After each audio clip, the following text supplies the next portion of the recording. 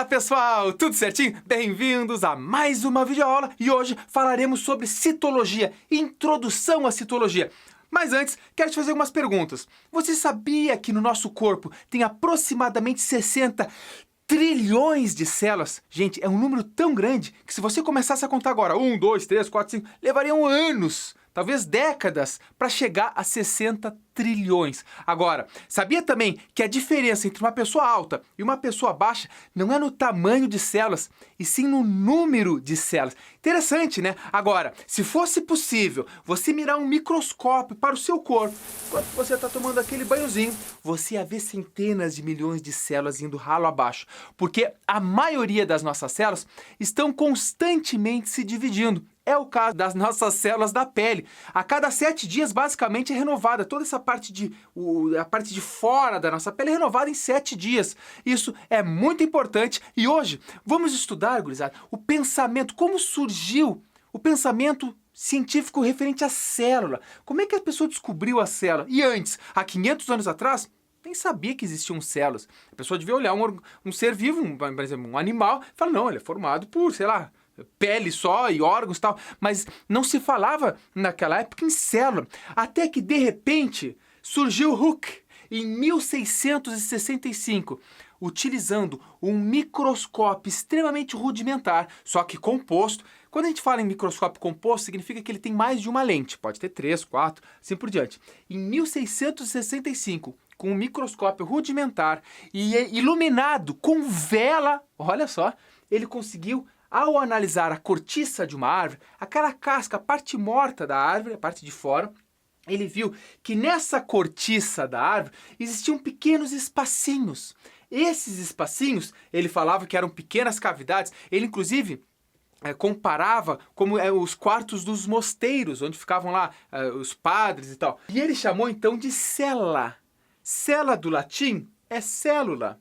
E aí que eles falaram, né? Pô, imagina, cela, parece um monte de célula, um monte de célula, um monte de espacinhos, tudo igual. Isso aqui é uma cela, né? Ou pequenos espaços, porque célula está no diminutivo. E aí que vem o nome célula. Óbvio, o Hooke falava disso, mas ainda não sabia que tinha núcleo, não sabia que existiam organelas, muito menos membrana plasmática numa célula. Porque quando ele analisava a cortiça de uma árvore, ele não estava olhando a célula em si. Repara, ele estava olhando o espaço que fica entre as células. Lembra que a célula vegetal tem a parede celular, formadinha lá por celulose? Quando a célula morria, essa parede celulósica, essa parede celular das células vegetais, permaneciam ressecadas aqui, tudo morto. Só que não é a célula, que veja que interessante. O nome veio célula, mas nem era a célula na época que ele estava observando. Até que anos depois, em 1820, na verdade na década de 1820, repara, gente, 1800, há menos de 200 anos atrás, Brown, ele conseguiu, utilizando outros microscópios, veja que o avanço da microscopia, dos microscópios cada vez mais avançados, possibilitou enxergar estruturas que antes não se enxergavam. Então, lá em 1820, 20 e poucos, ele viu que uma célula tinha um núcleo, um negocinho redondo dentro da célula. Estava ali descoberto o núcleo. Mas naquela época, gente, há 200 anos atrás, ainda não sabiam, tinha as perguntas, como surgiram as primeiras células? Como é que surge uma célula? Da onde é que vêm as células? Então se especulava.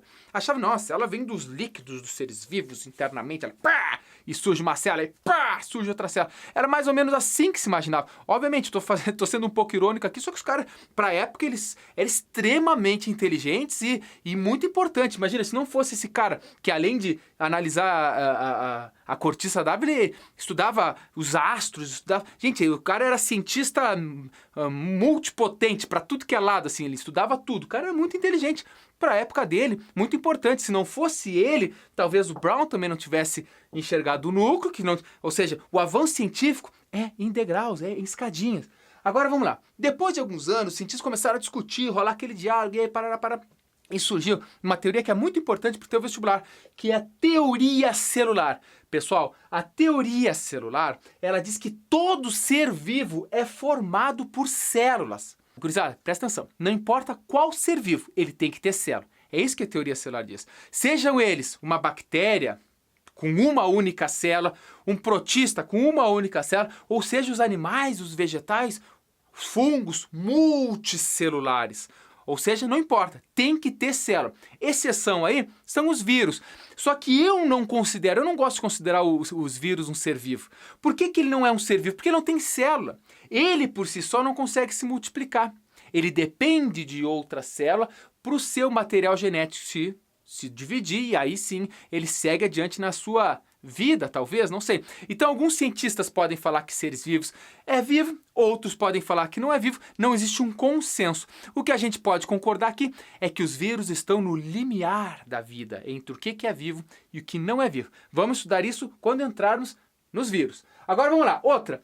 A célula é a menor unidade viva. Mais ou menos que uma complementa a outra, né? Se tu pegar assim, qual é a menor unidade viva? É uma célula, são os organismos unicelulares. Menos do que isso, não é vivo.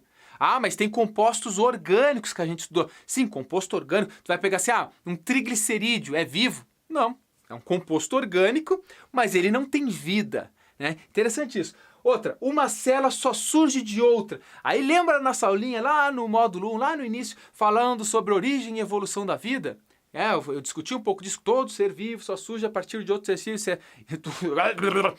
Todo ser vivo só surge a partir de outro ser vivo. Lembra qual é o nome dessa teoria? Biogênese. Discutiu biogênese, a biogênese vai. Se você não está lembrando, assiste novamente a nossa aula de origem e evolução da vida. Gente, toda célula só surge de outra pré-existente. E ela surge como? Por mitose. E também tem aquelas outras células que surgem por meiose, que são os gametas, espermatozoide ou óvulo, no caso, né, do homem e da mulher. Então toda célula só surge de outra pré-existente.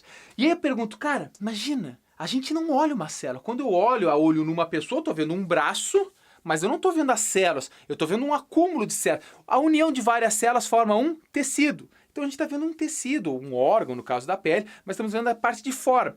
Só que se a gente conseguisse aumentar essa visão com o microscópio, a gente ia ver as unidades funcionais dos seres vivos, que são as células. E aí tu te liga, se no nosso corpo tem 60 trilhões, dava para dividir mais ou menos, obviamente tem a matéria extracelular, mas gente, no nosso corpo existe... O tamanho da célula animal está entre aproximadamente 10 micrômetros e 20 micrômetros. O que é isso? 10 micrômetros? Eu não tenho nem ideia do que é. Gente, 1 micrômetro, para entender, 1 micrômetro é você pegar 1 milímetro, pega a tua régua agora, que com certeza é organizado, você que aí deve ter a tua reguinha quando estuda matemática, geometria, pega a tua reguinha agora e olha lá, 1 milímetro. 1 milímetro. 1 milímetro. Agora pega esse 1 milímetro e imagine ele dividido por 1000. 1, 2, 3, 1000 vezes ele dividido. Isso é 1 micrômetro. É 1 divididos por 1000. É 1 milímetro divididos por 1000. É uma coisa inimaginável, muito pequena. Obviamente, existem células maiores. Pega um protozoário, um paramécio, ela é uma célula que tem aproximadamente 300 micrômetros. Quase observável a olho nu. Alguns até, também gordinho, tu até pode ver ele se mexendo assim numa gotinha da água. Mas a grande maioria das células não são visíveis a olho nu. Agora vale lembrar que esse é um tamanho médio, mas um neurônio teu, é uma célula que pode ter 1 metro de comprimento. Mas tu não vê, porque é um fio muito fininho. E é 1 metro porque ele pode sair da medula espinhal aqui e vir se esticando pelo teu braço. Então são neurônios extremamente compridos, mas se você amassasse ele ia voltar um tamanhozinho bem pequeno. Óbvio, gente, existem células menores, como as... veja, eu disse para vocês que nós temos 60 trilhões de células no nosso corpo. Sabia que nós temos no nosso corpo mais bactérias do que células nossas? Na verdade, tem aproximadamente 10 vezes mais bactérias em nós do que nossas próprias células. E onde é que elas estão? Estão na nossa pele, estão no nosso intestino, estão na nossa boca, estão por todo o nosso corpo. E muito pelo contrário, às vezes as pessoas falam assim, mas bactéria faz mal. Uma pequena porção de bactérias faz mal. Essas que estão na nossa pele, na nossa boca, no nosso intestino, elas fazem bem. Elas estão ali também evitando que outras cheguem, bactérias patogênicas aí, e nos façam mal. No nosso intestino, pessoal, o intestino grosso tem bactérias lá que auxiliam na formação da vitamina K, lembra? E outras diversas funções. Agora veja que interessante. Quando a gente está conversando, por mais que a gente não perceba, pequenas gotículas saem. Nessas gotículas, com certeza, estão sendo bactérias que estão na minha boca e células minhas também. E elas estão sendo espalhadas pelo ambiente. Que coisa bonita. Outra, quando você dá aquele beijinho, né? Daquela troca de saliva ali, com certeza tu não troca só saliva, tu troca também células. Chega a ser romântico, né? Pode chegar pra menina ou a menina pro menino e falar, vamos trocar umas células, né? Um simples beijinho no rosto, 3 beijos, aí tá, parar, tu dá beijinho, com certeza as células da tua bochecha ficam na bochecha da outra pessoa, e da outra fica na sua também. Então é uma coisa muito interessante, o mundo celular, gente, é um universo fantástico. Quando a gente fala de citologia, que é o estudo da célula, nós entramos num outro universo. Lembra que uma célula, ela tem ela é formada pela membrana plasmática, pelo citoplasma, dentro do citoplasma estão todas as organelas. Entre elas, aquele núcleo gigantesco, bonitão, que está dentro dele, o material genético. Isso falando de células eucarióticas. Nas próximas aulas, agora, nós vamos diferenciar o que é uma célula eucariótica e procariótica. Vamos diferenciar célula animal e célula vegetal.